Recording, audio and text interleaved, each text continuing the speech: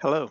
I wanted to take a minute to discuss a change that we made to Vicinity in our June 2020 release, 4.31, specifically around reporting, client-side reporting. In other words, when we are running a report, let's say a batch ticket, we can come and select the batch and then print it.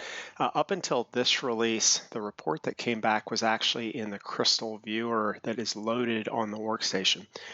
That causes some problems moving forward with some of the development work we have coming up, but it also requires each workstation to have the Crystal Runtime viewer loaded on it. This change allows the server to do all the work on the reporting and then hand a PDF back to the workstation. So in this case, what we're actually doing is seeing this viewed as a PDF in whatever my Adobe Reader might be. In my case, I happen to use Adobe Acrobat Pro, so I can edit files and things like that. But if you have just the Reader, it should just bring up the Adobe Reader natively. And the big advantage for that is that you don't have to load the Crystal runtime on each of the workstations that you've got. That's the short-term benefit of doing this. Longer term, it'll allow us to deploy reports a little easier, more cross-platform work, things like that. There's information coming in the future on that.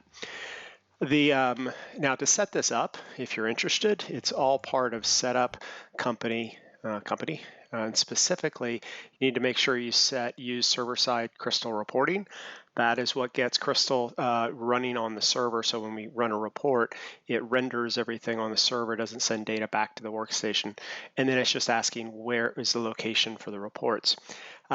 If you're not familiar with this, just contact support. We're happy to do the upgrade with you as part of our Easy Plus subscription. Or if you just got a simple question, feel free to hit us up for some questions.